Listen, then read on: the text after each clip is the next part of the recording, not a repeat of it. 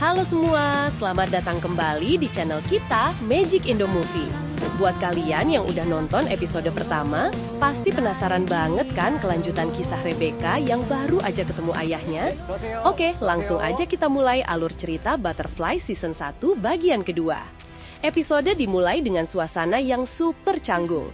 Rebecca dan ayahnya, David, lagi belanja snack di sebuah minimarket di Korea. Rebecca ngerasa semua ini aneh banget. Beberapa jam lalu, dia rela mempertaruhkan segalanya demi tahu ayahnya hidup. Sekarang mereka malah santai belanja kayak nggak ada apa-apa. David ngasih tahu rencana mereka, pergi ke Busan untuk ambil beberapa barang, lalu kabur ke Vietnam, karena negara itu nggak punya perjanjian ekstradisi. Tapi Rebecca masih penuh keraguan. Dia merasa hidupnya yang dulunya nyaman bersama Juno hancur berantakan demi seorang ayah yang tega memalsukan kematiannya sendiri.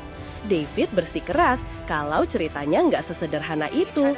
Di tengah kegalauannya, Rebecca diam-diam pergi ke toilet. Dan benar aja, dia nelpon Juno. Di sini kita bisa lihat betapa bingungnya Rebecca. Di satu sisi dia gak percaya sama ayahnya, di sisi lain dia juga mulai curiga sama Juno setelah nemuin pesan teks Juno yang nyuruh agennya, Edward, buat habisin David. Juno mencoba merayu Rebecca untuk kembali, bilang kalau Rebecca dalam bahaya dan dia selalu punya tempat di Cadiz. Tapi Rebecca gak ngasih tahu lokasinya. Dia sepertinya cuma mau ngetes Juno. Gak lama setelah mereka lanjutin perjalanan, masalah langsung datang. Mobil mereka dihentikan di sebuah pos pemeriksaan polisi. David langsung sadar, ini bukan pemeriksaan biasa. Juno pasti udah gerak cepat dan manfaatin koneksinya dengan kepolisian Korea untuk ngejar mereka. Suasana jadi super tegang. Rebecca udah siap dengan senjatanya, tapi David berusaha menenangkannya. Tapi saat polisi memaksa mereka keluar, Rebecca gak punya pilihan lain. Dia langsung beraksi. Dengan kemampuan bertarungnya yang keren, dia melumpuhkan polisi itu.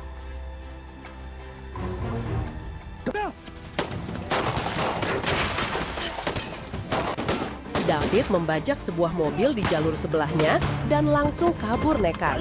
Mereka berhasil kabur dari kepongan polisi dan di tengah adrenalin itu, Rebecca malah tertawa.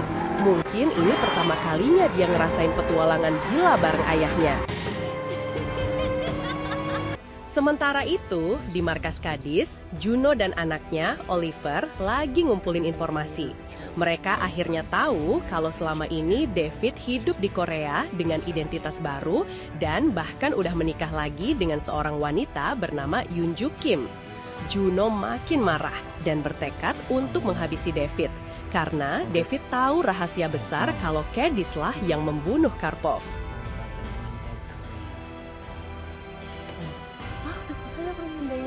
Di tempat lain, seorang pembunuh bayaran yang menyamar sebagai tukang servis CCTV mendatangi sebuah rumah.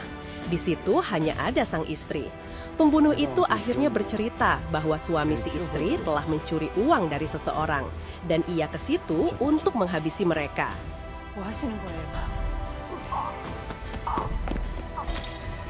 Tidak lama setelah istrinya dihabisi, sang suami pulang dan tanpa basa-basi lagi, dia juga dihabisi. Di situ, Juno menghubungi pembunuh itu. Untuk memastikan David gak bisa lolos, Juno melakukan langkah berbahaya. Dia menyewa pembunuh bayaran lokal yang sangat profesional dan terkenal kejam ini. Dia dipanggil Gun. Ini nunjukin kalau Juno gak akan main-main lagi. David dan Rebecca akhirnya tiba di tempat persembunyian, sebuah tempat penyulingan alkohol tradisional Korea atau makgeolli. David cerita kalau ini adalah bisnisnya sekarang. Di sini mereka punya sedikit momen ayah dan anak yang hangat. Rebecca tiba-tiba teringat sebuah lagu pengantar tidur Korea yang sering dinyanyikan David waktu dia kecil. Mereka pun bernyanyi bersama, menciptakan sebuah momen yang sangat emosional. Tapi ternyata minuman Rebecca sudah ditambahkan obat bius. Setelah Rebecca tertidur, David memeriksa barang-barang dan ponsel Rebecca untuk memastikan apakah anaknya itu benar-benar menghubungi Juno. Dan kecurigaannya terbukti benar. Saat Rebecca sadar, konfrontasi pun terjadi. Rebecca ngaku kalau dia nelpon Juno, tapi dia bersumpah gak membocorkan lokasi mereka. David akhirnya menceritakan alasan sebenarnya kenapa dia memalsukan kematiannya. Flashback menunjukkan David dan timnya disergap oleh sel teroris pimpinan Hugo Maldonado di Filipina. Di markas teroris itu, David menemukan foto, akta lahir, bahkan jadwal sekolah Rebecca. Dia sadar, para teroris itu gak cuma mengincarnya, tapi juga putrinya. Untuk melindungi Rebecca, satu-satunya cara adalah membuat dunia percaya kalau David Yung sudah mati. Ini adalah pengorbanan terbesar yang harus dia lakukan.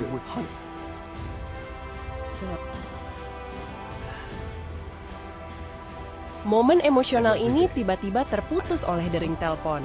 Ternyata itu dari istri baru David, Anju. Dia bilang kalau dia lagi di stasiun Dongdaegu dan merasa diikuti oleh orang-orang dari Cadiz. Rebecca kaget setengah mati.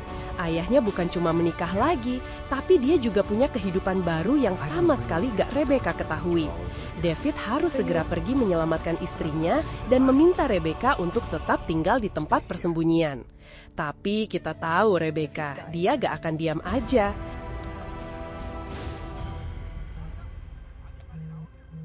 Di sisi lain, Juno dan Oliver udah masang jebakan di stasiun. Mereka menggunakan Anju sebagai umpan untuk memancing David keluar. David yang tiba di stasiun gak pakai lama, langsung aja dia menghabisi anak buah Juno satu persatu.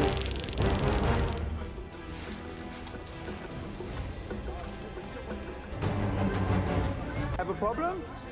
Lynn, come in. Salah satu agen Juno berhasil mengidentifikasi David. Dia diam-diam membuntuti dari belakang. Tepat di saat agen itu akan beraksi, muncullah Rebecca di belakangnya. Dia langsung melumpuhkan si penyerang dengan pisaunya. Dia kemudian bilang ke David, "Aku mau ketemu istrimu." Keduanya pun akhirnya bekerja sama. Dimulailah adegan kejar-kejaran dengan sisa agen lain di stasiun itu. Pertarungan epik di dalam stasiun kereta. David dan Rebecca, duo ayah dan anak ini, bahu-membahu melawan para agen Cadiz. Mereka masing-masing berhasil melumpuhkan penyerangnya tanpa banyak kesulitan. Ketika David turun tangga menuju kereta, di situ sudah muncul Gun, pembunuh bayaran yang disewa Juno. Pertarungannya brutal, satu lawan satu pun terjadi.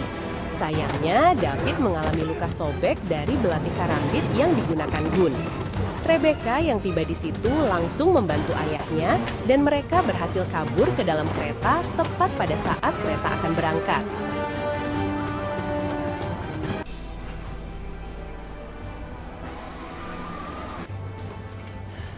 Akhirnya, di situ mereka berhasil menemukan Anju dan disinilah plot twist yang paling membuat Rebecca kaget. Seorang anak perempuan kecil yang dibawa Anju memanggil David, "Ayah!" Rebecca membeku. Ayah yang baru saja dia temukan kembali ternyata sudah membangun keluarga baru dan punya anak perempuan lain.